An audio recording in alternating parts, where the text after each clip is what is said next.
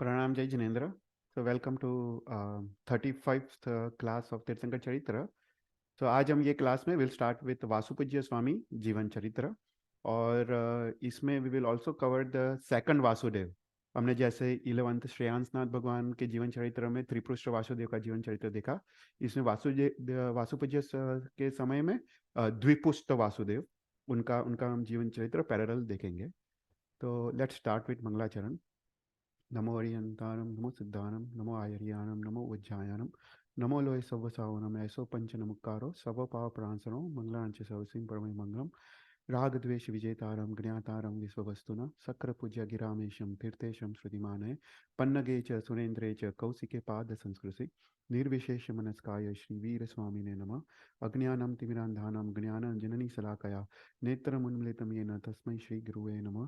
सर्वरिष्टप्रणासाय सर्वभिस्तार्थदायिने सर्वलब्धिनिदानाय श्री गौतम स्वामिने नमः. ओंकार बिंदु संयुक्तं नित्यं ध्यायन्ति योगिनां कामदं मोक्षदं चैव ओंकाराय नमो नमः. तो हमने last time we started with topic of ऊर्ध्वलोक. तो हमने अभी तक अधोलोक के बारे में देखा, फिर हमने काफ़ी डिटेल में मध्यलोक के बारे में देखा और लास्ट क्लास में we started with the topic of ऊर्ध्वलोक. तो लेट्स ब्रीफली रिवाइज हमने लास्ट क्लास में क्या देखा था एंड विल मूव फर्दर.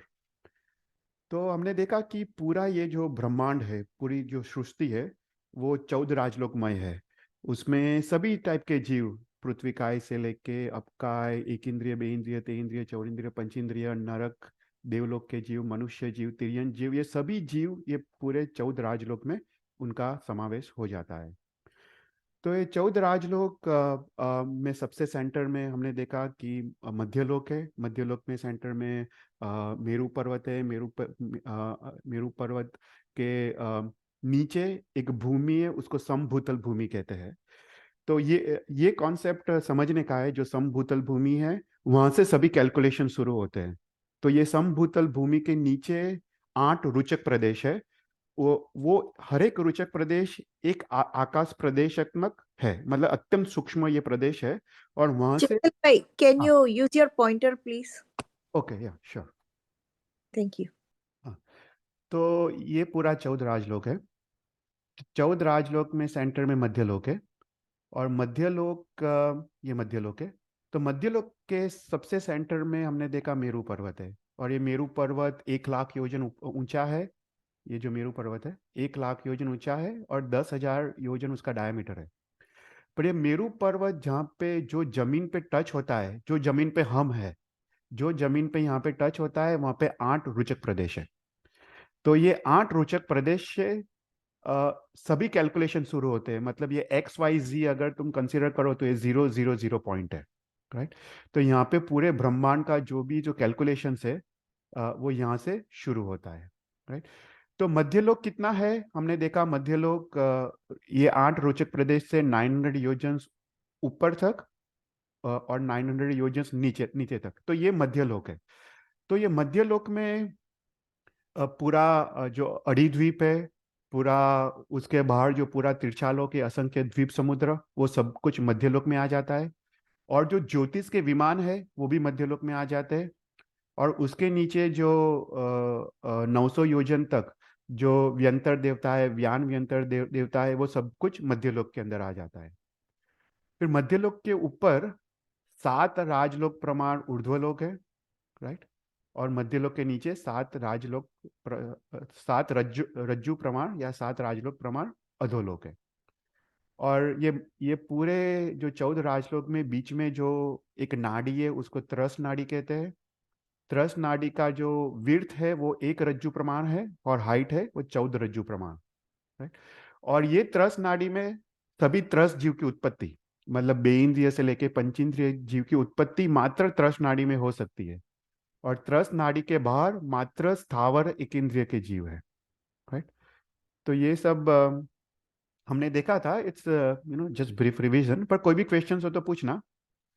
तो यहाँ पे हमने देखा मेरू पर्वत है. मेरू पर्वत के जहाँ पे जो भूमि में टच होता है वो समभूतल भूमि कहते हैं. वो 8 रोचक प्रदेश है और यहाँ से सभी कैलकुलेशन शुरू होते हैं, राइट.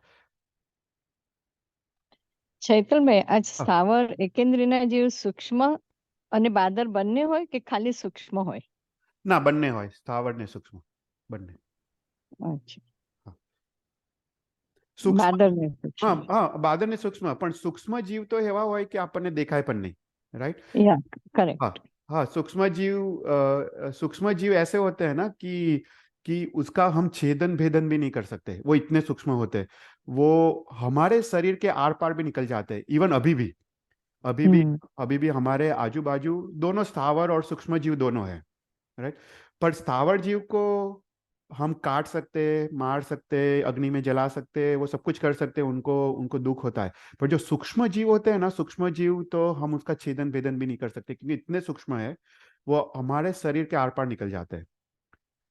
तो जो भी जो वो बेसिकली निगोद के जीव है, राइट? ये सब पूरे पूरे ब्रह्मांड में ये एक बार एक टॉपिक लेना है निगोद का। हम कभी एक बार ऊर्ध्वलोक फिनिश हो, फिर उसके बाद एक निगोद का टॉपिक लेते हैं। तो फिर उसके बाद हमने देखा था कि रज्जु का डेफिनेशन क्या है। ये डेफिनेशन भगवती सूत्र में दिया गया है। तो उसके दो डेफिनेशन है। एक डेफिनेशन ऐसा है कि 3,81,27,970 मन वजन का लोखंड, मतलब आयन का गोला, अगर कोई देव गति का देव उसको फेंके अपने मैक्सिमम स्ट्रेंथ से, तो 6 महीने, 6 मास, 6 घड़ी और 6 समय में जितना वो डिस्टेंस अंतर वो ट्रैवल करता है, उसको एक रज्जु कहते हैं।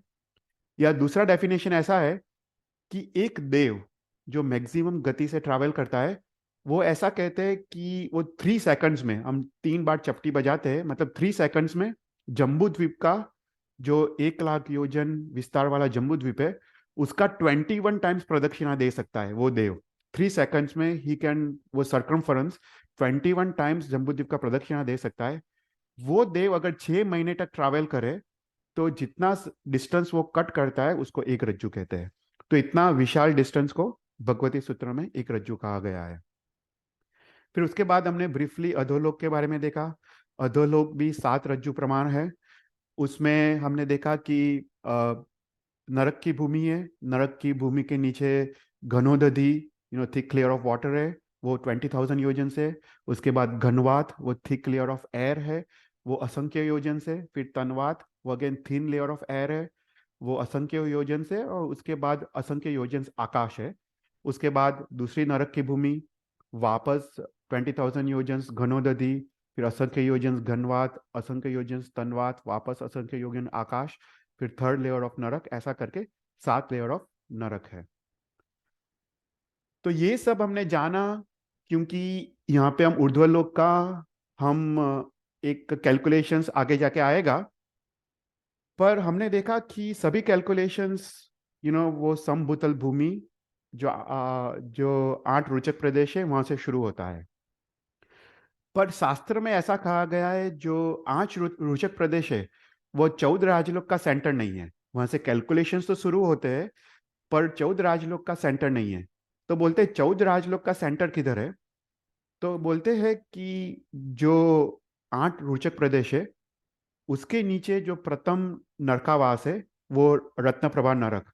उसके नीचे 20,000 योजन जाके घनवात, असंख्य योजन का घनोदधि 20,000, असंख्य योजन का घनवात, असंख्य योजन का तनवात, और असंख्य योजन आकाश प्रदेश क्रॉस करने के बाद 14 राजलोक का सेंटर आता है।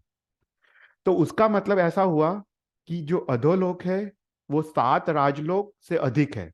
उसका डिस्टेंस 7 राजलोक प्लस असंख्य योजन से वो अधोलोक है। और ऊर्ध्वलोक 7 राजलोक माइनस असंख्य योजन से, राइट? तो ये एक चित्र हमको भगवती सूत्र में प्राप्त होता है। I think हाँ, તમે પાછળ हाँ, સો એક નંબર તમે જે લખ્યો છે એનાથી પણ નીચેનું हाँ, 14 રાજલોકનું મધ્ય નીચે છે, રાઈટ? राइट राइट, हाँ। ઉધ્વલોકને 7 કરતા વધારે મળે ને?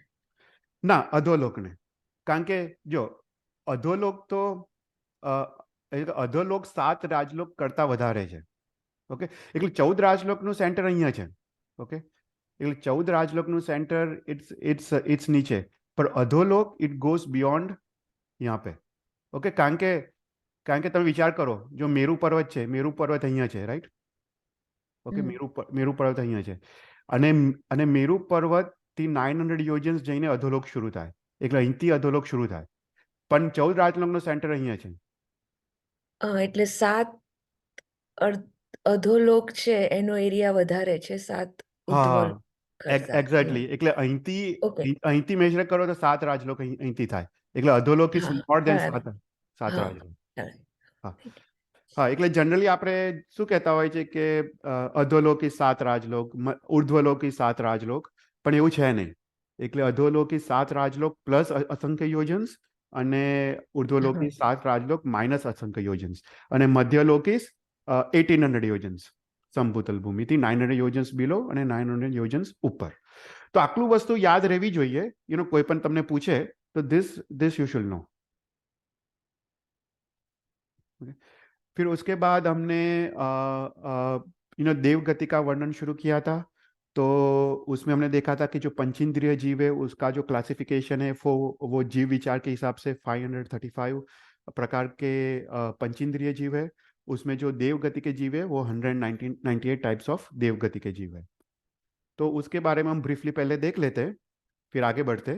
तो हमने देखा कि जो देव गति के है वो 198 टाइप्स है, उसमें 99 टाइप्स उसमें अपर्याप्त और पर्याप्त, राइट? जो प्रथम अंतर मुहूर्त में ये सभी जीव अपर्याप्त होते हैं, वो सब पर्याप्ति प्राप्त करते हैं और वो पर्याप्त बनते हैं. तो टोटल 99 टाइप्स ऑफ जीव्स, और दोनों पर्याप्त और अपर्याप्त मिला के 198 टाइप्स ऑफ देवलोक के जीव. उसमें अधोलोक में 25 विद 10 भुवनपति, 15 परमाधामी, ये हमने देखा था अधोलोक के डिस्क्रिप्शन में. फिर मध्यलोक में 8 व्यंतर, 8 व्यान व्यंतर, 10 तिर्यक रुंभक और 5 चर ज्योतिष और 5 अचर ज्योतिष, राइट? हमने जब मध्यलोक का डिस्क्रिप्शन देखा उसमें अडिद्वीप में जो भी ज्योतिष के विमान है उसमें 5 प्रकार के, मतलब ग्रह, चंद्र, तारा, सूर्य और नक्षत्र, ऐसा करके जो अडिद्वीप के अंदर है वो सब मूविंग है, राइट? वो कंटिन्यूअस मेरू अपने अपने मेरू पर्वत की प्रदक्षिणा देते हैं, इसलिए वो चर ज्योतिष है. पर अडिद्वीप के बाहर ऑल द ज्योतिष के विमान वो स्टेबल है, वो मूव नहीं होते, मतलब वो अचर ज्योतिष है. तो ऐसा करके मध्यलोक में 36 टाइप ऑफ देवगति के देव्स, और अभी ऊर्ध्वलोक के 38, उसमें 12 वैमानिक देवलोक, 3 खिलभिषक देवलोक, खिलभिषक मतलब जो नौकर चाकर देवता है, 9 ग्रव्यक, 5 अनुत्तर और 9 लोकांतिक देवलोक के देव. ये सब हम वापस थोड़ा जब ज्योग्राफी देखेंगे तब थोड़ा डिटेल में देखेंगे. पर जो टोटल 99 टाइप्स, उसमें प्रथम अंतर मुहूर्त में वो अपर्याप्त होते हैं और उसके बाद वो पर्याप्ति को प्राप्त करते हैं, राइट? तो ये सब देखा था. तो उसमें सबसे ऊपर सिद्धशिला, उसके नीचे 5 अनुत्तर, 9 ग्रेव्यक, फिर 12 वैमानिक देवलोक. और अगर तुम देखो तो अगर मध्यलोक से स्टार्ट करो तो सबसे पहले ज्योतिष के विमान के ऊपर सबसे पहले खिलभिषक देवता का वास आता है. ये वो प्रथम खिलभिषक देवता, वो नौकर चाकर देवता. फिर उसके बाद फर्स्ट और सेकंड वैमानिक देवलोक, फिर सेकंड खिलभिषक देवता का वास आता है, फिर थर्ड और फोर्थ वैमानिक देवलोक, फिर फिफ्थ वैमानिक देवलोक, और फिफ्थ वैमानिक देवलोक के सेम लेयर में 9 लोकांतिक देव का वास आता है. फिर उसके ऊपर थर्ड खिलभिषक देवता का वास, फिर 6th 7th 8th देवलोक, फिर 9th 10th 11th 12th, और उसके ऊपर 9 ग्रेव्यक, 5 अनुत्तर और फिर सिद्धशिला, राइट? तो इसमें कोई क्वेश्चन हो तो पूछना, हम अभी रिवाइज ही कर रहे हैं. फिर हमने सिद्धशिला के बारे में देखा था, वो 45 लाख योजन्स विस्तार वाला है, जो पूरे अडिद्वीप का डायमीटर है वो सिद्धशिला का डायमीटर है. वो बीच में 8 योजन्स थिक है, और वो थिकनेस कम होते होते उसके पेरिफेरी में अंगुल प्रमाण थिकनेस होता है. और ये सिद्धशिला जो सर्वाश्रित विमान है 5 अनुत्तर, उसके 12 योजन ऊपर है. और ये सिद्धशिला में 3 लेयर्स ऑफ एयर है. उसमें सबसे नीचे का लेयर ऑफ एयर है वो 4000 धनुष्य है. उसके ऊपर का जो थिन लेयर ऑफ एयर है वो 2000 धनुष्य है, और उसके ऊपर जो सबसे थिन लेयर ऑफ एयर है वो 1575 धनुष्य थिक है. और जो सिद्ध परमात्मा जो मोक्ष में जाते हैं उसका जो मैक्सिमम जो अवगाहना, मतलब जो हाइट है वो 525 धनुष्य है और मिनिमम है 3.5 हाथ प्रमाण। ये सभी जो मोक्ष में जाते हैं वो सबसे ऊपर ऑफ लेयर ऑफ जो एयर है वहां पे वो रिसाइड करते हैं। वो सिद्ध शिला में रिसाइड नहीं करते, पर सिद्ध शिला के ऊपर 3 लेयर्स ऑफ एयर है। वो वहां पे जो अलोक, जो लोक का जो अंत है उसके बाद तो अलोक आकाश शुरू होता है, वहां पे वो अलोक आकाश को टच करके वो यहाँ पे वो रहते हैं। कोई भी क्वेश्चंस? फिर हमने देखा उसके नीचे 5 अनुत्तर विमान है। तो 5 अनुत्तर विमान में मात्र सम्यक दृष्टि जीव यहाँ पे उत्पन्न हो सकते हैं, और ये उनका अंतिम भव है। मतलब ये यहाँ से निकल के वो मनुष्य गति प्राप्त करते हैं और वहाँ पे वो उसके बाद वो मोक्ष को प्राप्त करते हैं। मतलब ये सभी जीव, ये उनका अंतिम भव है। फिर उसके नीचे 9 ग्रेवियक के विमान है। सुदर्शन, सुप्रतिबद्ध, मनोरम, सर्वतोभद्र, सुविशाल, सुमनस, सोमनस्य, प्रियंकर और नंदिकर। और यहाँ पे ये 9 ग्रेवियक में अभव्य जीव भी जा सकते हैं। जो अभव्य का आत्मा है वो यहाँ पे मैक्सिमम 9 ग्रेवियक तक जा सकता है। तो ये 5 अनुत्तर और जो 9 ग्रेवियक के जो देवता है उसको कल्पातीत देवता कहते हैं। वो कल्पातीत मतलब वो स्वयं के इंद्र है, उसको अहेम इंद्र कहते हैं। वो स्वयं इंद्र है। और ये जो कल्पातीत देवता है वो कोई भी प्रकार का यहाँ पे सिस्टम, मतलब जो राज्य व्यवस्था नहीं होता है। मतलब यहाँ पे कोई प्रकार के, जैसे यहाँ पे अर्थ पे या कैसा होता है भरत क्षेत्र में कि कोई राजा होता है, कैबिनेट्स होता है, ऐसा कल्पोपन्ना देवता में होता है। पर कल्पातीत देवता में स्वयं सब, स्वयं ही इंद्र है, और दूसरा और कोई भी राज्य व्यवस्था होता नहीं है। और ये कल्पातीत देवता वो प्रभु के कल्याणक में भी आते नहीं है। मात्र 12 वैमानिक देवलोक का के देवता ही प्रभु के 5 कल्याणक में आते हैं। तो ये हमने देखा था। तो बाकी जो देवता है 12 वैमानिक देवलोक, 9 लोकांतिक देवता और 3 किल भेषक देवता, ये सब कल्पोपन्ना देवता से। मतलब यहाँ पे पूरा राज्य व्यवस्था है, वहाँ पे इंद्र है, फिर उसके बाद अंगरक्षक देवता है, सामानिक देवता से, फिर अभियोगिक देवता से, आदि सब उनकी राज्य व्यवस्था होती है। ओके। फिर उसके बाद हमने 12 वैमानिक देवलोक के नाम देखे थे। सौधर्मेंद्र, ईशान, सनत कुमार महेंद्र, ब्रह्मलोक, लंतक, महाशुक्र, सहस्त्रार, आनात, प्राणात, आरान और अच्युत। फिर लोकांतिक देवतास भी इनका अंतिम भव होता है। ये लोकांतिक देवतास उसके बाद वापस मनुष्य में आते हैं, और वो लोग भी जो सर्वासित विमान की तरह वो लोग भी मोक्ष में जाते हैं। ये भगवान का जब दीक्षा लेने का जब समय आता है तब वो भगवान को विनंती करने के लिए कि हे भगवान, अभी तुम वर्षिदान आप दो और आपका दीक्षा का समय निकट आ रहा है, और आप धर्म तीर्थ की स्थापना करो। ऐसा करके ये 9 लोकांतिक देव भगवान के दीक्षा कल्याण के वक्त वो आते हैं। और किल प्रेक्षक देवता मतलब नौकर चाकर देवता, वो जो भी इंद्र जो कमांड करता है उस हिसाब से वो कार्य करते हैं। राइट। तो यहां तक हमने लास्ट टाइम देखा था। अभी इस क्लास में हम देवलोक के बारे में देखेंगे, देव गति के बारे में देखेंगे। ये काफी इंटरेस्टिंग टॉपिक है। तो कोई भी क्वेश्चन हो तो पूछना। तो सबसे पहले जब हम देवलोक की बात करते हैं तो उसमें सभी प्रकार के देव की बात है। वो भुवनपति हो, व्यंतर हो, व्यानव्यंतर हो, ज्योतिष हो, या ऊर्ध्वलोक के देवता हो। तो ये सभी जो देवलोक के जो देव है उनका शरीर है वो वैक्रिय पुद्गल का बना होता है। राइट। अपना जो मनुष्य है, मनुष्य का शरीर किसका बना होता है? वो औदारिक पुद्गल का बना होता है। उसके कंपैरिजन में देवलोक का जो देवगति का जो शरीर है वो वैक्रिय नाम के वर्गरांक के पुद्गल का बना होता है। ये जो वैक्रिय जो पुद्गल है वो अत्यंत सूक्ष्म होते हैं और अत्यंत शुभ होते हैं कंपेयर टू औदारिक। अर्थात जो ये वैक्रिय जो जो पुद्गल का जो रूप, रस, गंध और स्पर्श होता है वो अत्यंत शुभ होता है। फिर देवलोक के देवों का, सभी प्रकार के देव का, उनका पुण्योदय इतना उत्कृष्ट होता है कि उनका जो शरीर की जो रचना होती है उसमें 7 प्रकार के चीज रहित होता है। तो शास्त्र कहते हैं कि देवलोक के शरीर में उनके बाल नहीं होते, उनके नख नहीं होते, उनका कोई भी प्रकार का लिक्विड रस, मतलब जो लोह है, ऐसा कोई भी प्रकार का शरीर में लिक्विड्स नहीं होते। उनके शरीर में हाड़के नहीं होते, राइट, बोन्स नहीं होते। उनके शरीर में कोई भी प्रकार का कार्टिलेजेस, जो फैट्स होता है, मज्जा, तो उसमें जो टिश्यूज है, कार्टिलेजेस है या फैट्स है, लिपिड्स है, ऐसा कोई भी प्रकार का चीज नहीं होता है। फिर उनका शरीर में मल और मूत्र नहीं होता है। तो ऐसे 7 चीजों से रहित उनका शरीर बनता है। फिर देवलोक का जो जो जो श्वासोश्वास होता है, तो बोलते हैं कि वो सुगंधी श्वासोश्वास होता है, वो कस्तूरी या कर्पूर की तरह वो सुगंधी उनका श्वासोश्वास होता है। फिर उसके बाद जो देवलोक का जो जो उनका जो शरीर है, वो अत्यंत देदीप्यमान होता है, वो तेजोमय होता है और सुवर्ण जैसा कांति वाला होता है। उनका शरीर से जो कांति निकलती है वो दशों दिशाओं में वो प्रकाशित होती है। ओके।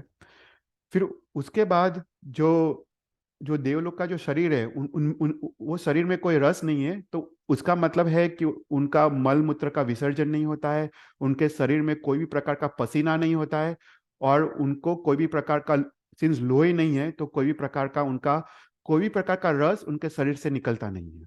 राइट। तो ये देवलोक का शरीर है। फिर उसके बाद देवलोक का जन्म। तो जैसे मनुष्य का जन्म गर्भ से होता है, मनुष्य को 9 महीने तक गर्भ का दुख सहन करना पड़ता है, ऐसा गर्भ का दुख देवलोक को सहन नहीं करना पड़ता है। तो देवलोक का जो जन्म होता है उसको उपपात जन्म कहते हैं, शास्त्र में उसका नाम है उपपात जन्म। तो उसका मतलब ऐसा हुआ कि देवलोक में कोई भी प्रकार का रिलेशंस नहीं होता है। जैसे मनुष्य में ये मेरी माता है, ये मेरी पिता है, मेरा बहन है, भाई है, पुत्र है, पुत्री है, ऐसा कोई भी प्रकार का रिलेशंस देवलोक में नहीं होता है। क्योंकि देवलोक में जो जन्म होता है वो माता पिता के संयोग के बिना होता है, वो उसको उपपात जन्म कहते हैं। तो देवलोक में जो संबंध होता है, मात्र पति और पत्नी का संबंध होता है, वो भी विषय सुख सुख के लिए होता है। तो ये पूरे देवलोक में सभी विमानों में डिफरेंट डिफरेंट जगह पे एक सभा होती है, उसको उपपात सभा कहते हैं। इस उपपात सभा में विविध स्थानों पर सैया होती है, मतलब बेड्स होते हैं, उसको उपपात कहते हैं या सैया कहते हैं। ये सैया में देवदुष्य वस्त्र होता है और फूलों से वो सजाई गई होती है, और ये देवदुष्य वस्त्र के नीचे देवता का जन्म होता है। तो शास्त्र कहता है कि जब देवता का जन्म होता है, प्रथम समय में वो एक एक अंगुल के असंख्य भाग जितना उसका शरीर होता है, पर प्रथम समय में वो अपना जो आहार पर्याप्ति को वो पूर्ण करता है, और उसके बाद एक अंतर मुहूर्त में वो सभी 6 पर्याप्ति को वो पूर्ण करता है। राइट। तो यहाँ पे शास्त्र में बताया गया है कि what is the difference between औदारिक शरीर एंड वैक्रिय शरीर।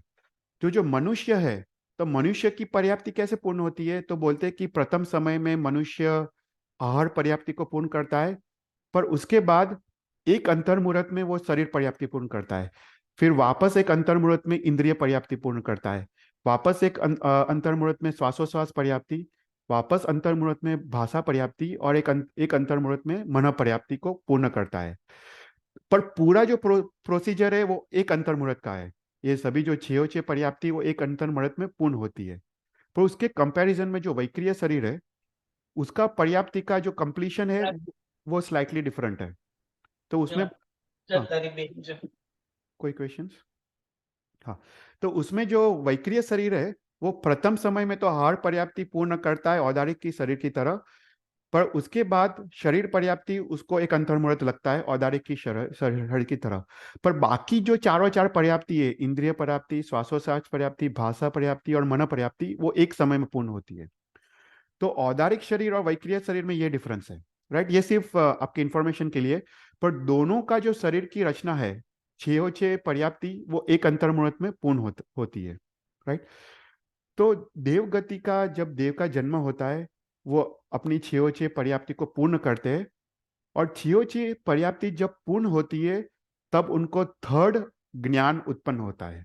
उसको, अगर वो देव गति का देव वो सम्यक दृष्टि है, अर्थात वो पूर्व भव में सम्यक दर्शन को लेके आया है, तो उसको अवधि ज्ञान उत्पन्न होता है। अगर वो देव प्रीवियस भव में मिथ्या दृष्टि जीव है, तो उसको विभंग ज्ञान उत्पन्न होता है। तो जैसे ही देवता का जन्म होता है, वो 6 पर्याप्ति पूर्ण करता है, उसको अवधि ज्ञान अब या विभंग ज्ञान उसको सम्यक दर्शन के हिसाब से उसको उत्पन्न होता है। राइट। अभी जो देवता है, देवता का मृत्यु कभी भी अपर्याप्त अवस्था में होता नहीं है। वो कंपलसरी छेवचे पर्याप्ति पूर्ण करता है। उसके कंपैरिजन में जो मनुष्य है, मनुष्य वो अपर्याप्त अवस्था में वो मर सकता, इवन तिर्यंच का जीव वो अपर्याप्त अवस्था में उसका मृत्यु हो सकता है, एक्सेप्ट फॉर त्रिषष्टि सला का पुरुष, जो 12 तीर्थंकर है, जो 24 तीर्थंकर है, 12 चक्रवर्ती है, 9 वासुदेव, 9 प्रति वासुदेव और 9 बड़देव, उनका मृत्यु अपर्याप्त अवस्था में नहीं होता है भाई। पर बाकी जो मनुष्य है, हमारा मृत्यु अपर्याप्त अवस्था में हो सकता है, राइट। तो तो अभी देवगति का देव वो अपना छेव पर्याप्ति पूर्ण करता है। उसके बाद उसको थर्ड अवधि ज्ञान या विभंग ज्ञान उत्पन्न होता है। उसके बाद उसका शरीर पूरा युवावस्था में आ जाता है, राइट।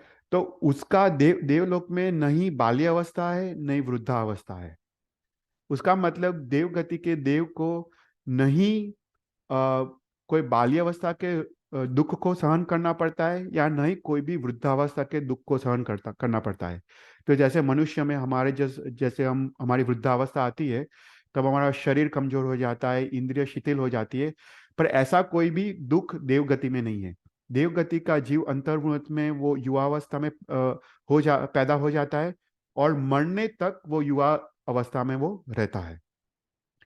उसके अलावा जो देवगति का देव, उसका जो शरीर है, उसमें कोई भी प्रकार का रोग उत्पन्न नहीं होता है। ओके। जैसे हमारे में सर्दी खांसी, कोई भी प्रकार का sickness, cancer, right, heart disease, diabetes, ये सब होता है। उसके कंपैरिजन में देवगति के देव जब से जन्म लेते उनके मृत्यु तक एक भी रोग उनके शरीर में उत्पन्न नहीं होता है। ओके। अभी जो उनका, जब ये देवगति का देव का जब जन्म होता है, तो सबसे पहले उनका जो शरीर होता है, वो लोग वो लोग निर्वस्त्र होते हैं और अलंकार के रहित होते हैं। पर जो भी देव देव देवियां उनके स्वागत के लिए आए हैं, सबसे पहले उनको जय जयकार करते हैं, उनको नमस्कार करते हैं। और अगर वो सम्यक दर्शी देवता हो, तो सबसे पहले उनको जिन पूजा का महत्व समझाते हैं। जैसे ही वो उनका जन्म होता है, सबसे प्रथम उनको जिन पूजा और जिनेश्वर देव का महिमा उनको समझाते हैं। और उसके बाद सबसे पहले जो अभियोगिक देवता है, जो वहाँ पे जो काम करने वाले देवता है, सबसे पहले उसको अभिषेक सभा में ले जाते हैं। तो अभिषेक सभा में सबसे प्रथम उनका शरीर का स्नान होता है, उनका विविध समुद्र के जल से, औषधि के जल से उनका स्नान होता है। और उसके बाद अभिषेक सभा से उनको अलंकार सभा में ले जाते हैं। तो यहाँ पे अलंकार सभा में उनको सभी प्रकार के वस्त्र, देवदूष्य वस्त्र पहनाए जाते हैं, और सभी प्रकार के अलंकार उसको पहनाए जाते हैं। माथा पे मुगट, कान में कुंडल, नेक में नेकलेस, हाथों और पैरों में सभी प्रकार के अलंकार पहने जाते हैं। और कहा जाता है कि ये जो अलंकार होते हैं, वो देव को इतने प्रिय होते हैं कि वो पूरी जिंदगी वो अलंकार पहन के रखते हैं। कोई कोई ना कोई प्रकार के 7 प्रकार के अलंकार वो बॉडी में वो धारण करते हैं। और उसके बाद अलंकार सभा से उनको व्यवसाय सभा में ले जाते हैं। ओके। तो सर्वप्रथम उनको व्यवसाय सभा में ले जाते हैं। ये व्यवसाय सभा में उनको एक इंट्रोडक्शन मिलता है, ओरिएंटेशन मिलता है कि ठीक है, तुम्हारा काम का क्या है। उनके पदवी के हिसाब से, अगर वो अभियोगिक देवता है तो उस हिसाब से उनको उनको काम दिया जाता है। अगर वो शामानिक देवता है तो उनको उस प्रकार से काम दिया जाता है। किलपिशक देवता, जो भी प्रकार का वो देवता है, अंगरक्षक देवता, तो उस प्रकार का उसको काम उसको समझाया जाता है। और देवलोक के जो भी रीति रिवाज है, रूल्स एंड रेगुलेशंस, वो सब यहाँ पे उसको समझाया जाता है। और उसके बाद ये व्यवसाय सभा पे निकल के देवगति का देव वापस वो स्नान करने के लिए जाते हैं। और वो एक नंदन नाव की वावड़ी होती है, वो 12 वैमानिक देवलोक में, उसमें वो स्नान करता है, और वो जिन पूजा के लिए वो तैयारी करता है। और वो जिन पूजा सर्वप्रथम करता है, अगर वो सम्यकदर्शी देव है। अगर वो मिथ्यादर्शी देव है तो अपने अपने आराध्य देव की वो पूजा करता है। और उसके बाद वो सर्वप्रथम जिन पूजा करने के बाद उसको सौधर्मेंद्र सभा में ले जाते हैं, जो इंद्र की सभा है, वहां पे उसको ले जाते हैं। और ये सौधर्मेंद्र सभा में उसका जो भी काम है, जो कार्य है, वहाँ वहाँ उसका शुरू हो जाता है। और उसका पूरा जीवन, उसका जो भी काम है, वो काम करते हैं और बाकी के रिमेनिंग समय में वो विषय और सुख भोग में उसका पूरा जीवन वो व्यतीत करते हैं। उसके अलावा जो देवगति का देव है, तो वो उनका शरीर हमने देखा कि अत्यंत शुभ है, अत्यंत निर्मल है, स्वच्छ है, कोई भी प्रकार का उनके शरीर में रोग नहीं है। उसके ऊपर कहते हैं कि उनका जो आंखें होती है, वो आंखें भी अत्यंत ब्यूटीफुल आंखें होती है, पर आंखें की पलकारे नहीं होते। हम जैसे आंख का ब्लिंकिंग करते हैं, ऐसे देवगति के देव की जो आंखें होती है वो पलकारे के रहित होती है। फिर उसके बाद ये देवगति के देव जब दूसरे क्षेत्र में जाते हैं, जैसे मनुष्य क्षेत्र में या पृथ्वी पे आते हैं, तब वो जमीन को टच नहीं करते। वो जमीन के 4 अंगुल ऊपर वो चलते हैं, वो कभी भी वो जमीन को स्पर्श नहीं करते। उसके बाद देवगति का देव है, उनकी भाषा कौन सी है, तो बोलते हैं अर्धमागधी भाषा। ये सभी 12 वैमानिक देव लोग, भुवनपति ज्योतिष के देवता, जो भगवान जो वाणी में देशना देते हैं अर्धमागधी भाषा में, वही भाषा वो वहां पे देवलोक में वो चलती है। मतलब अगर हमने देखा है, राइट, जो शक्रेंद्र है, शक्रेंद्र जब भगवान का जन्म होता है, वो शक्रस्तव की रचना करता है, वो भगवान की स्तुति करता है। और अपने पास जो वर्धमान शक्रस्तव जो आया है वो पूरा अर्धमागधी में है। वो स्वयं शक्रेंद्र ने उसकी रचना की है। तो शक्रेंद्र जो जो 12 वैमानिक जो देवलोक के देव है, वो भी जो भगवान की जो भाषा है अर्धमागधी भाषा में, वहां पे वही भाषा में वो लोग अपने अपनी बात और पूरा उनका भाषा वहां पे चलती है। फिर उसके बाद जो ये जो 12 जो भी जो देवलोक का देवता है, वो उनके पास काफी लब्धि होती है, काफी शक्ति होती है। वो अपने जैसे, उसको उत्तर वैक्रिय लब्धि कहते हैं, वो अपने जैसा ही शरीर की रचना कर सकते हैं। तो वो विविध प्रकार की उनको लब्धियां होती है। और उसके बाद कहते हैं कि जो देवगति के देव है, वो गले में एक माला को धारण धारण करते हैं, सभी देवता। ये माला कभी भी कर्माती नहीं है, पर उनका जब मृत्यु का समय नजदीक आता है, उसके 6 मास पूर्व, 6 महीने पूर्व वो माला कर्माने लगती है। तब उनको पता चलता है कि मेरा मृत्यु का समय नजदीक आया है। और जो मिथ्या दृष्टि देव है, वो यहाँ पे कल्पांत करते हैं, वो रोते हैं, वो जोर जोर से कल्पांत करते हैं, क्योंकि उनको पता है कि उनको दुर्गति में जाना है। उनको उनको एक इंद्रिय भव मिल सकता है, बे इंद्रिय तिर्यंज का भव मिल सकता है। तो ऐसा करके वो देखते हैं कि उनका दूसरा भव कौन सा होने वाला है, और वो जोर जोर से कल्पांत करते हैं। पर वो सम्यक दृष्टि देवता है, उनकी तो सदगति होने वाली है। तो वो सुखी से पूरा अपना देव गति का आयुष्य को पूर्ण करते हैं। फिर उसके बाद देवताओं का आहार। ओके, तो बोलते हैं कि जो भी जीव है उसका 3 प्रकार का आहार होता है। उसको ओजाहार, लोमाहार और कवलाहार, ऐसा 3 प्रकार के शास्त्र में आहार बताए गए हैं। तो पहला है ओजाहार। तो जो देव गति के देव है, जब वो जन्म होता है और जब तक उनका आहार पर्याप्ति और शरीर पर्याप्ति जब तक पूर्ण होता है, तब तक वो जो आहार ग्रहण करते हैं, बाहर से जो आहार को पुद्गल को जो ग्रहण करते हैं, उसको ओजाहार कहते हैं। जैसा हमारा भी ओजाहार है, हमारी जो 6 पर्याप्ति पूर्ण होती है, तब तक जो आहार ग्रहण करते हैं उसको ओजाहार कहते हैं। तो देव गति के देव को शरीर पर्याप्ति के पूर्ण होने तक जो आहार है उसको ओजाहार कहते हैं। फिर दूसरा आहार है लोमाहार। लोमाहार मतलब स्पर्शेंद्रिय द्वारा आहार। ओके, जो स्पर्श है, जो अपनी जो जो देवगति का जो उनका शरीर है, शरीर के स्पर्शेंद्रिय द्वारा वो आहार के पुद्गल को खींचते हैं और आहार ग्रहण करते हैं, उसको लोमाहार कहते हैं। ये लोमाहार मात्र देवगति में है, मनुष्य गति के जीव को लोमाहार नहीं है। और थर्ड है कवलाहार। कवलाहार मतलब जो हम जैसे खाते हैं, हम मुंह से खाते हैं, उसको कवलाहार कहते हैं। तो कवलाहार मात्र मनुष्य और तिर्यंज के जीव है, देवगति को कवलाहार नहीं है। ओके, तो देवगति को ओजाहार है और लोमाहार है। तो यहाँ पे कहते हैं कि देवगति का जो आयुष्य है, उसके हिसाब से उनको आहार की इच्छा होती है। तो बोलते हैं कि जो भी पल्योपम और पल्योपम के नीचे का आयुष्य है, जगन्य आयुष्य, उस देवगति का जो मिनिमम आयुष्य है वो है 10,000 ईयर्स, 10,000 साल। और 10,000 साल से लेके एक पल्योपम वाले आयुष्य के देवता का एवरी 2 से 9 दिन में एक बार खाने की इच्छा होती है। ओके, उनको खाने की इच्छा ही 2 दिन से 9 दिन के बीच में एक बार खाने की इच्छा होती है। और पल्योपम के ऊपर स्थिति वाले देवता, सागरोपम की स्थिति वाले देवता को जितने सागरोपम का आयुष्य है उतने 1000 साल में एक बार खाने की इच्छा होती है। फॉर एग्जाम्पल, कोई 10th देवलोक का जीव है, देव है, उसका आयुष्य 15 सागरोपम है, तो एवरी 15,000 साल में एक बार उनको उसको खाने की इच्छा होती है। मतलब जितने सागरोपम है उतने 1000 साल में एक बार उसको खाने की इच्छा होती है, राइट। तो जब उसको खाने की इच्छा होती है तब वो लोमाहार द्वारा, स्पर्शेंद्रिय द्वारा वो प्रकार के पुद्गलों को ग्रहण करता है।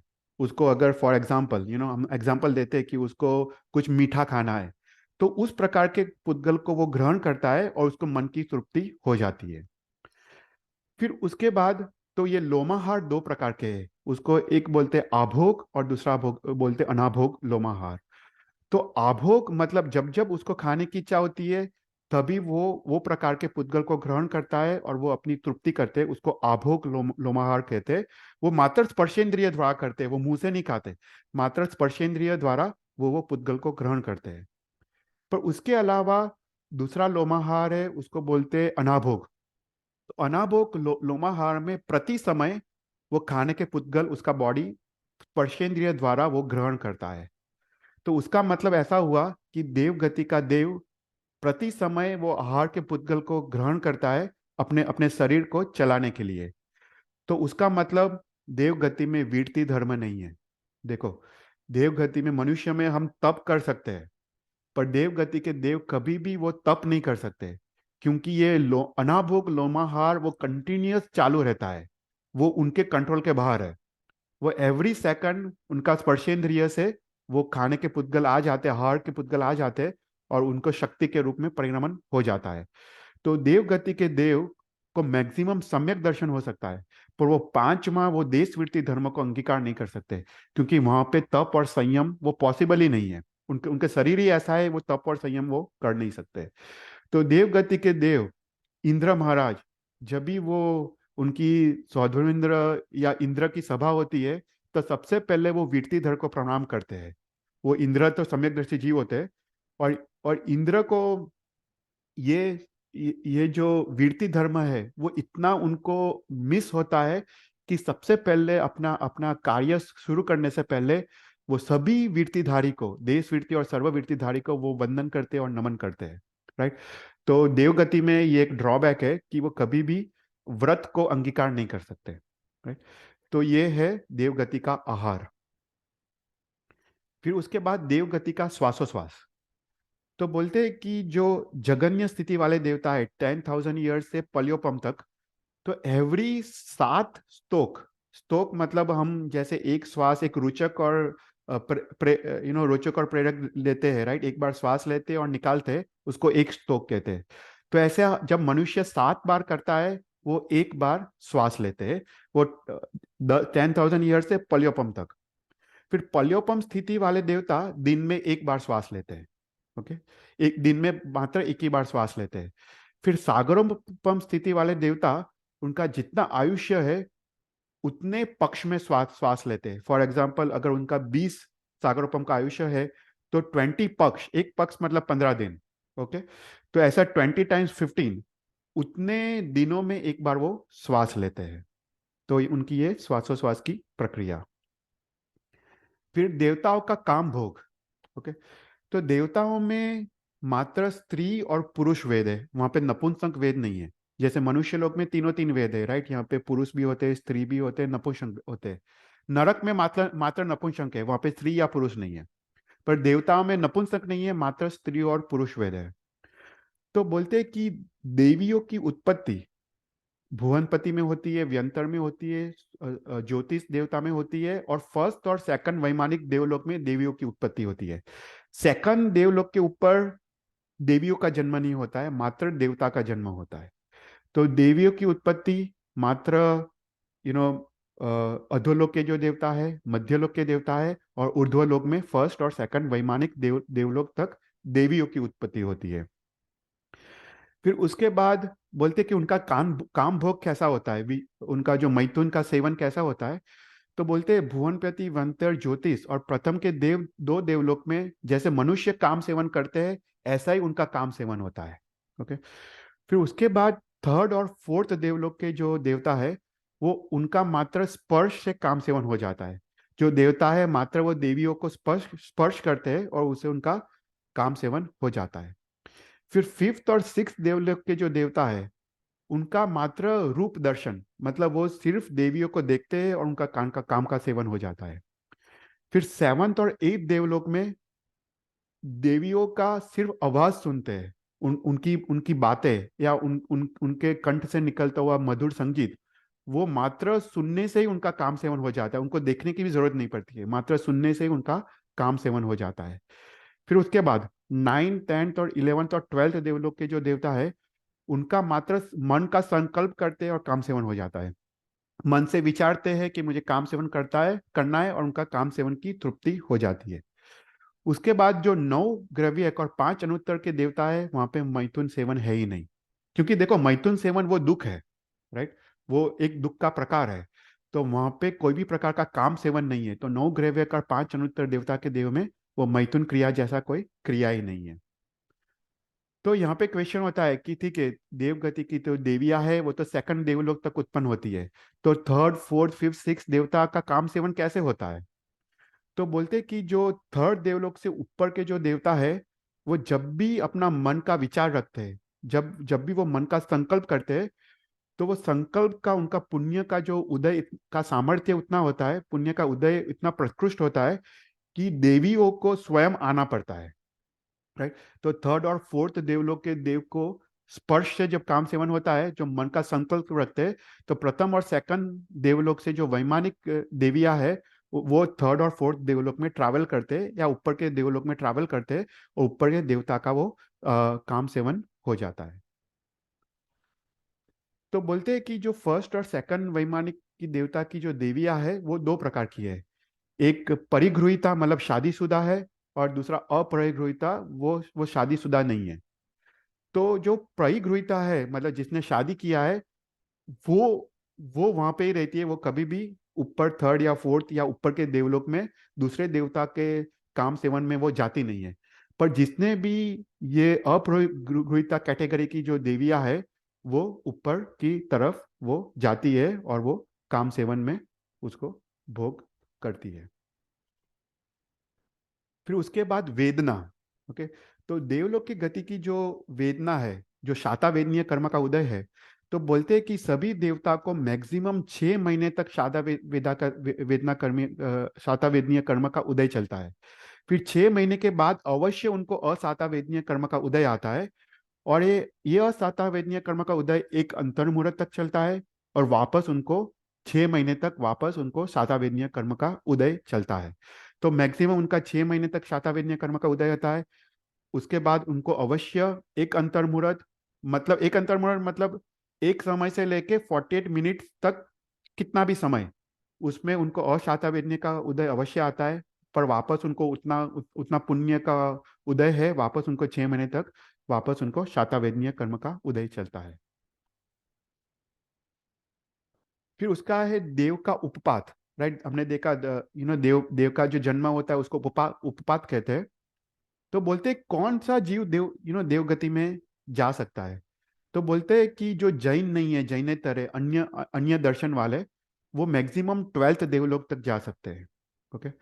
फिर जो मिथ्या दृष्टि है, इवन अभव्य जीव, वो 9th नौ नौ ग्रव्यक तक जा सकते हैं। फिर जो सम्यक दृष्टि साधु भगवंत है वो प्रथम वैमानिक देवलोक से ऊपर से लेके सर्वार्थ विमान तक वो उत्पन्न होते हैं। फिर तो चौथ पूर्व महात्मा है, वो पांचवा देवलोक से लेके सर्वसिद्ध विमान तक उत्पन्न होते हैं। वो पांच में से नीचे वो उत्पन्न नहीं होते। फिफ्थ ब्रह्म देवलोक से लेके सर्वसिद्ध विमान उत्पन्न होते हैं। और पंचेंद्रिय तिर्यंच के जीव, राइट, वो मैक्सिमम 8th देवलोक तक जा सकते हैं। तो ये उनका देवगति का उपपात। तो कोई भी क्वेश्चंस? बहुत सारा इंफॉर्मेशन ये क्लास में था, पर कोई भी क्वेश्चन? हाँ દેવોમાં અવિરતિ છે ખબર છે પણ આ કારણથી હતી એ નતું ખબર વિચાર अच्छा, કરો हाँ એ તો છે, એ લોકોને કોઈ ઓપ્શન જ નથી. उनको उनको शरीर ही वो लोग दुख करते हैं, मतलब जो सम्यकदर्शी देवता है उनको दुख પણ होता है એ कि સાદા છે કે એમાં દેશવીરતી નથી, પણ એનું કારણ કે આ લોમાહાર સતત ચાલુ હોય એ ખબર નહોતી એમ हाँ हाँ हाँ, बराबर बराबर, हाँ हाँ ना, બોલીને. डेफिनेटली डेफिनेटली, हाँ, क्योंकि या मतलब उनको कोई ऑप्शन ही नहीं है ना या उनका तो हार चालू है, तो वो तो कुछ तप या संयम कैसे कर सकते हैं, पॉसिबल ही नहीं है, पॉसिबल नहीं। या, तो इसलिए उनको उनको जल्दी, उनको जो सम्यक देवता है उनको जल्दी उनको मनुष्य में आना होता है, उनको देशवीरती सर्ववीरती उनको अंगीकार करना होता है, उनको मोक्ष उनको प्राप्त करना होता है। એટલે જ આપણામાં ઓલું છે ને, માનવના જન્મને દેવતાઓ ઝંકતા, સ્વર્ગના વિલાસો એને ઘડી ઘડી ડંકતા, ઘડી ઘડી ડંકતા. આખું છે. हाँ आखो છે હમ અદ્ભુત છે, સજ્જાય છે ને, સજ્જાય છે કે સ્તવન છે? એ સ્તવન જ છે. સ્તવન જ છે, અચ્છા અચ્છા, ઓકે ઓકે, અમે જૈન સેન્ટરમાં બહુ વર્ષો પહેલા છોકરાઓને કરાવેલું, કેતન હા નાનો હતો ત્યારે. ઓ અચ્છા અચ્છા, બરાબર, મેં સાંભળ્યું છે, અદ્ભુત. માનવનો જન્મ મળ્યો, મહાવીરનો ધર્મ મળ્યો. હા હા હા, બરાબર. માનવનો જન્મ મળ્યો, મહાવીરનો ધર્મ મળ્યો, આવો સંયોગ નહીં આવે ફરીવાર, નહીં આવે ફરીવાર. વાવ, આખું છે, બહુ સરસ છે. હા હા, તમે મોકલજો ગ્રુપમાં, ગ્રુપમાં મોકલજો. યા શ્યોર. हाँ, तो ओके, तो हम अभी 12th तीर्थंकर वासुपूज्य स्वामी का जीवन चरित्र शुरू करते हैं। तो उसके भी हम 3 भाव के बारे में देखेंगे, और फिर उसके बाद द्विपुष्ट वासुदेव का भी जीवन चरित्र पैरेलल देखेंगे। So there is a city called Ratna Sansay in a province Mangalavati, which is ornament of eastern Videh in Pushkaravar Dweep. Its king was called Padmottar, always superior with wealth, dear to people as a moon. He carried in mind the pure teaching of Jineshwar, as kings carried in mind his command on their heads, with devotion. Of him, the sole abode of merit, the wealth and fame increased very much simultaneously, as if they were born twins. He, the crest jewel of kings, ruled the earth surrounded by ocean, always considering that fortune is fickle and beauty is temporary as youth. Meritorious acts are transitory, as a drop of water on the tip of lotus petal. Even brothers are strangers like travelers who have met on the road. He attained disgust with sansar. One day he went to the feet of Guru Vajranabh and took Diksha. He acquired Tirthankar Nam Karma by means of aradhana of some of the sthanaks. For a long time, he kept his vows of Char Mahavrat sharper than a blade of sword. And after that, he became powerful Dev in the Devlok called Pranath. तो 10वां देवलोक में पद्मोत्तर का जीव, वासुपूज्य स्वामी का जीव 10th देवलोक में उत्पन्न होता है। अभी in the southern half of Bharat Kshetra in Jambudvip, there is a city called Champa, very prosperous. Every house had pleasure pools with young women of the city playing in them, had an appearance of Shir Samudra with Apsharas. The king of Champa was named Vasupujya, a member of Ishwaku Kul, like a Shakra in strength, like the sun in brilliance. The drum summoning beggars, he favored the earth with money, like cloud favoring with water. His large army traversed the earth for amusement, but not for the conquest, his enemies being defeated just by his brilliance. He bore pure teachings of Jineshwar in his heart, devoted to those practicing dharma. His chief queen and object of delight was named Jaya, virtuous over love and beauty, the Hansi to the pool of her family. King Vasupujya dwelt always in her heart, spotless as pure crystal. Some time passed in wonderful happiness for them in beauty, grace, and virtuous delight in each other. Now in the Devlok Pranath, the Jeev of King Padmottar, absorbed in pleasure, passed its life of maximum Ayushya. On the 9th day of the white half of Jeshta, the Jeev of Padmottar fell from Pranath and entered Jaya's garbh. The Queen Jaya, sleeping comfortably, saw the 14 great dreams, which indicate the birth of Tirthankar. The Queen Jaya supported her garbh like a row of clouds, the moon, or like the mountain cave supporting a lion. At the right time, on the 14th day of dark half of Falgun in Nakshatra Varun, She bore a son, red in color, marked with a symbol of buffalo. Their thrones being shaken, the 56 Dikkumaris came and performed the birth rites of Bhagwan and Bhagwan's mother.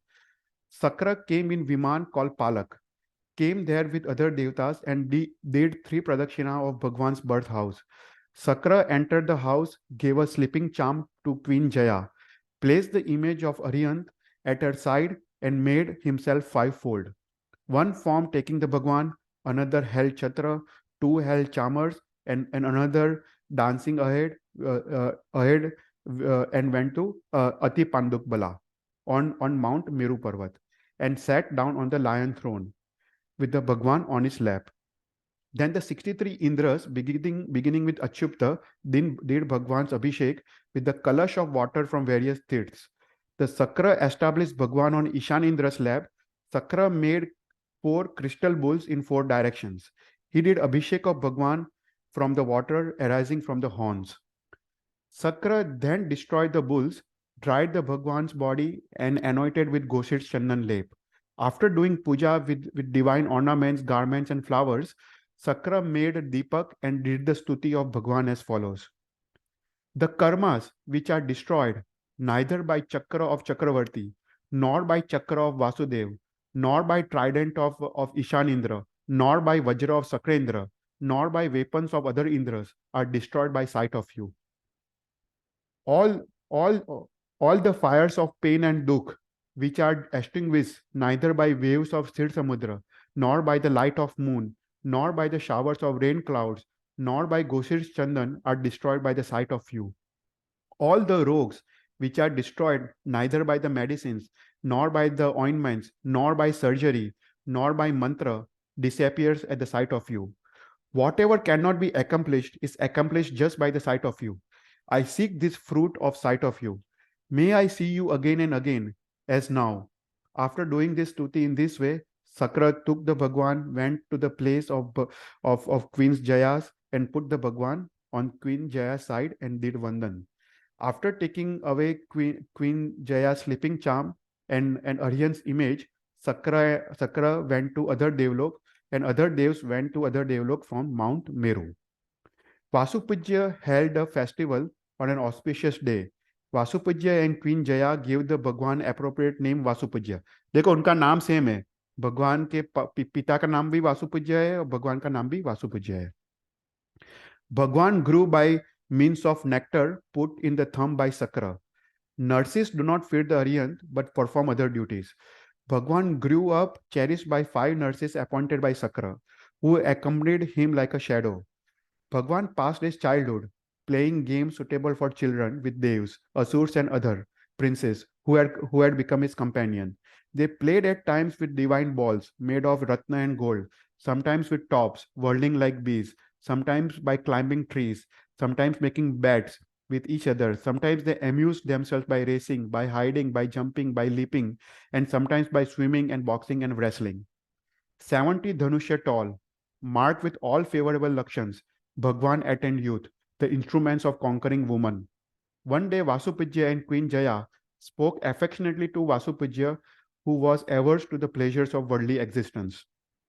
Son, when you were born, our desires and those of the world were fulfilled. Nevertheless, we will speak. All the existing kings and Vidyadhars who are of good family, capable, heroic, wealthy, famous, possessing 4-fold army, known for guarding their kingdoms, free from blemish, always devoted to dharma, beg us constantly through messengers who are sent bearing valuable gifts to give their daughters to you. Let their wish and ours be fulfilled by the sight of the wedding festival of you and their daughters. Take this kingdom, hence we can take our Diksha. Prince Vasupujya replied smilingly, this speech of yours, which is in accordance with affection for your son, is indeed suitable. But I am exhausted now of wandering repeatedly in the forest of existence. There is no country, no city, no village, no mines, no forest, no mountains, no continents, no ocean, in which I have not wandered in various bhavs, in various forms, for endless time. I shall cut loose from this sansar, which is a abode of wandering in various birds. Enough of marriage and sovereignty of tree of world existence. My father and the world will have festivals at my Diksha Kalyanak, Keval Gyan Kalyanak, and Moksha Kalyanak, just as my birth Kalyanak.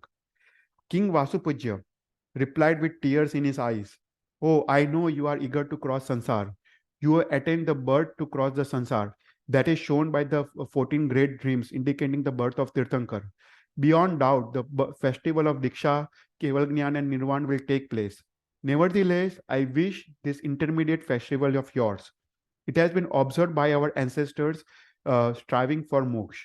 For instance, Bhagwan Rishabdev married Sumangla and Sunanda on his father's advice.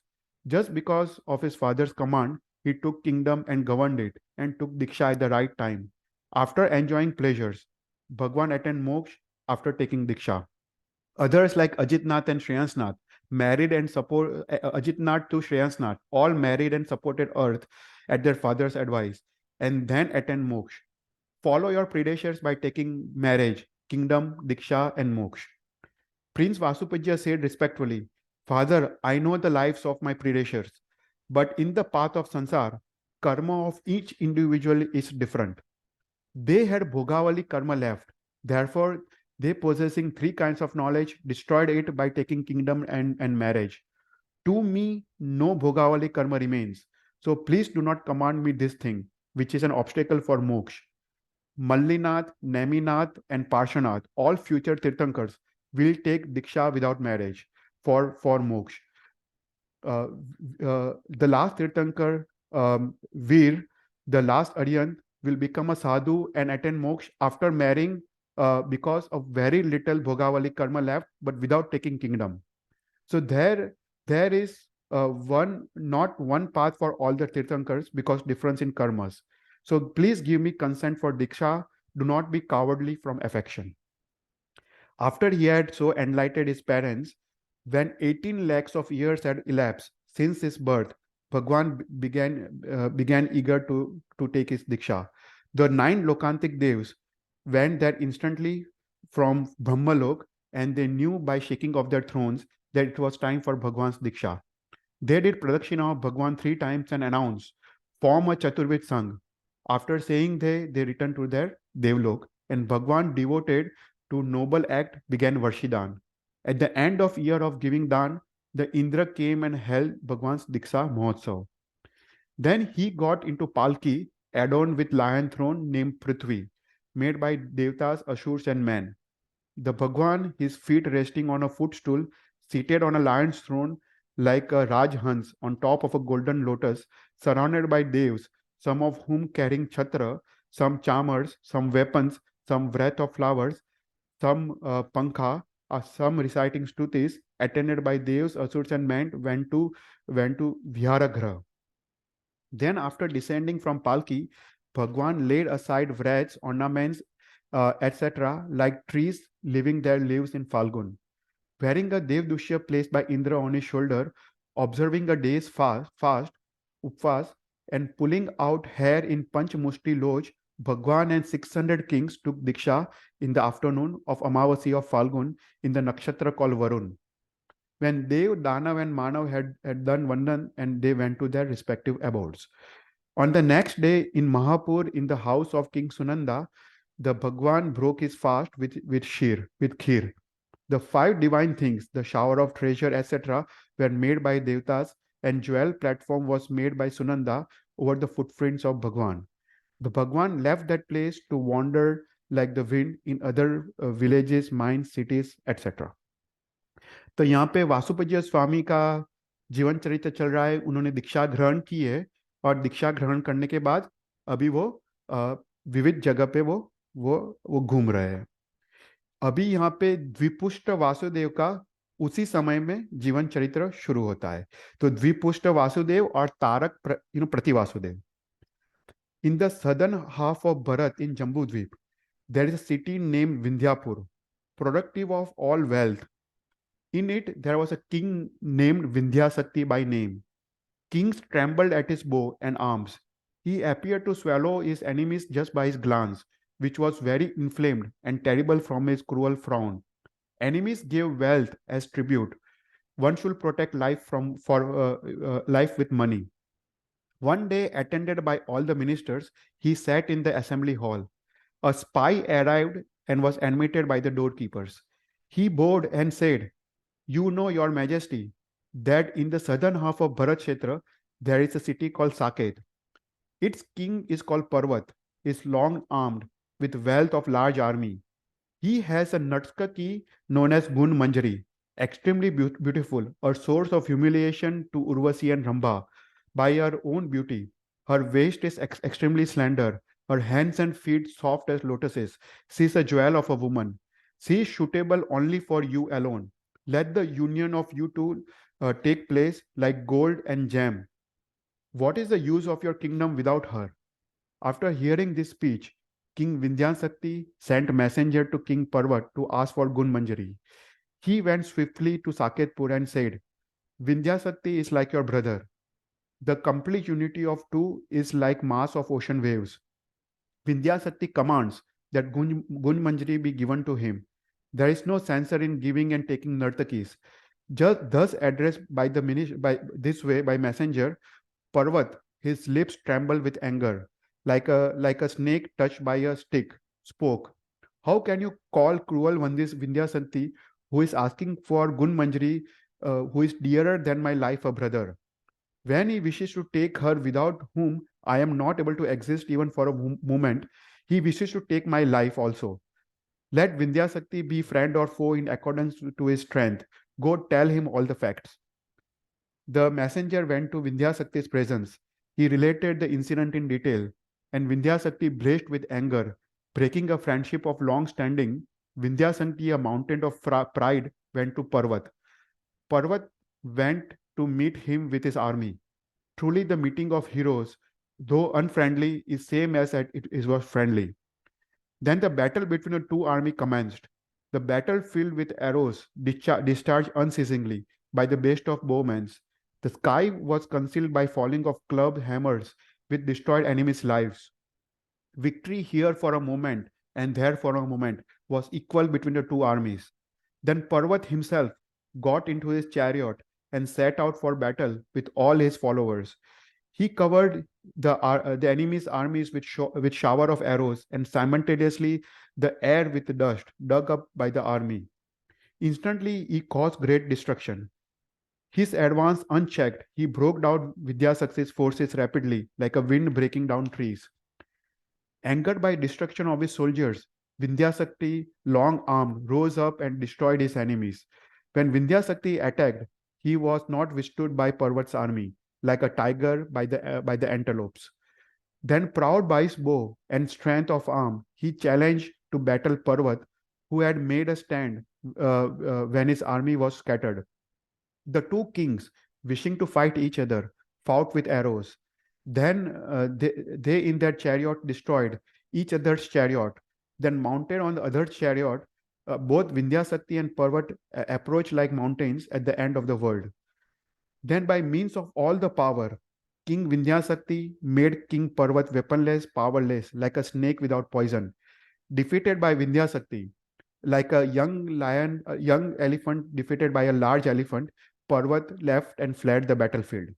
Then Vindhyasakti took Gun Manjari, elephant, and the other properties, for wealth belongs to him who has power. His work done, Vindhyasakti turned from the ocean of battle and went to Vindhyapur. Like a tiger that had missed his leap, like a monkey that has fallen from a branch, Parvat remained broken by battle for a long time. King Parvat, shamed by the defeat, became Sadhu Bhagwan under Acharya Sambhav. He performed tapasya, hard to do, and made a niyana.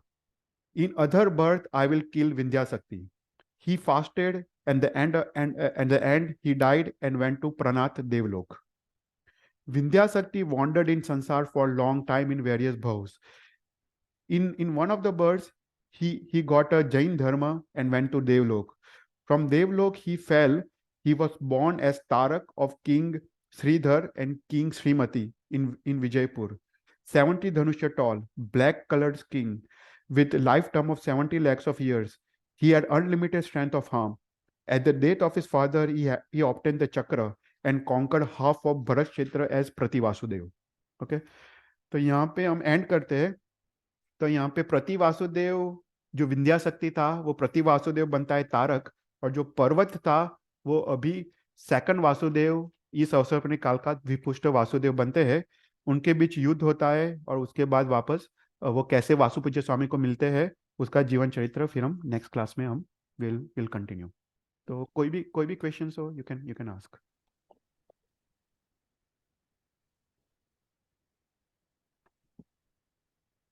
Any questions देवलोक का या फिर वासुपूज्य स्वामी जीवन चरित्र का?